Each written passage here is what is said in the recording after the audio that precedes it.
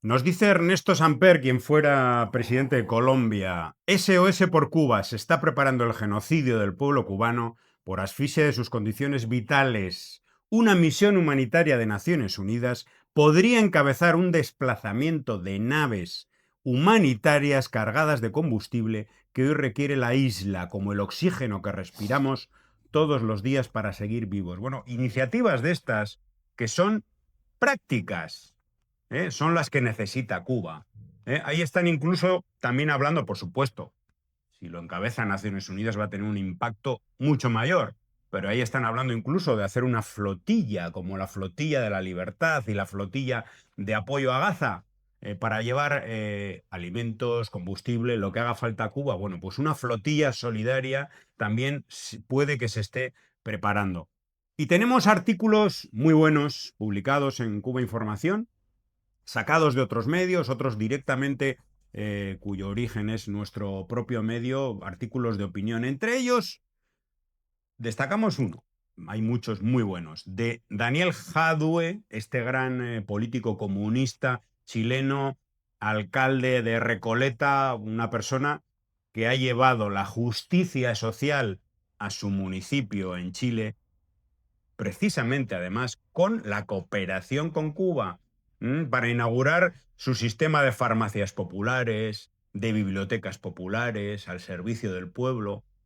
Y todo eso, o parte de eso, precisamente en cooperación con Cuba, porque allí lo que se repartían era, por ejemplo, fármacos fabricados en Cuba, etcétera. Dice, el artículo se llama El bloqueo a Cuba, crimen imperial y vergüenza del derecho internacional. Dice, es un genocidio silencioso disfrazado de legalidad sostenido por la mafia del dólar y la complicidad de organismos internacionales que con honrosas excepciones guardan un silencio vergonzoso. El ejemplo de Cuba es su heroica resistencia, su capacidad de compartir lo poco que tiene con otros pueblos, es una bofetada a la lógica del capital, porque envía médicos mientras el norte envía armas.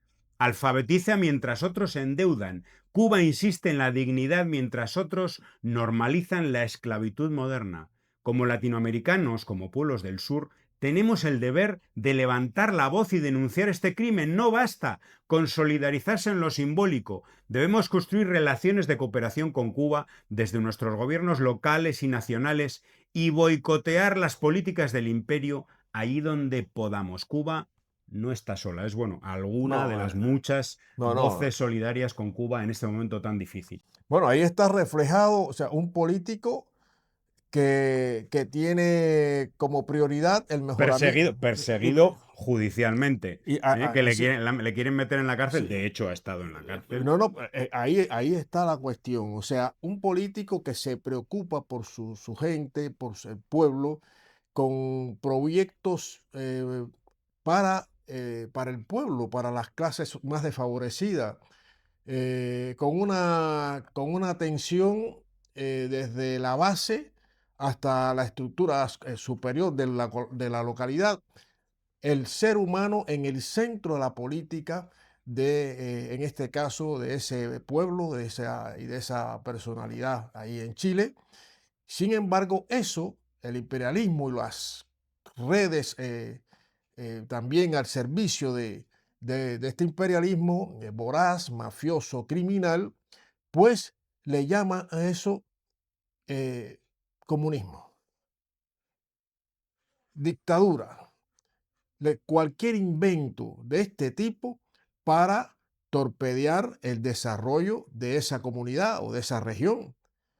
Todo lo que vaya en favor de las clases populares, lo que vaya en favor para corregir las diferencias, las desigualdades en favor las clases populares, pues son atacadas por la política injerencista de los Estados Unidos y los medios, los oligopolios mediáticos a su servicio, pues contribuyen a ese ataque despejado para crear digamos, un escenario propicio para aplicar leyes, que sea otra cosa. Es legal aplicar leyes de un país a otro país independiente y soberano. No es legal, Es legal. pero hacen lo que les Entonces, da la puñetera gana. exactamente. Y entonces vemos eso. cualquier iniciativa de esta que favorezca a las clases populares, a la mayoría del pueblo, pues ya le ponen la lupa encima y empiezan las injerencias, los ataques. Ese es el mundo en América Latina y el Caribe que transcurre año tras año y año tras año con más virulencia por parte de una actitud guerrerista y criminal, repetimos, del imperialismo de los Estados Unidos.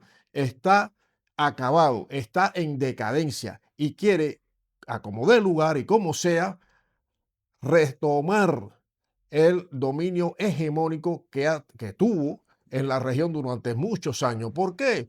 Porque tiene lo hemos dicho muchas veces, tiene en realidad tiene dos competidores muy fuertes en Rusia y China, muy fuertes. Y además lo dice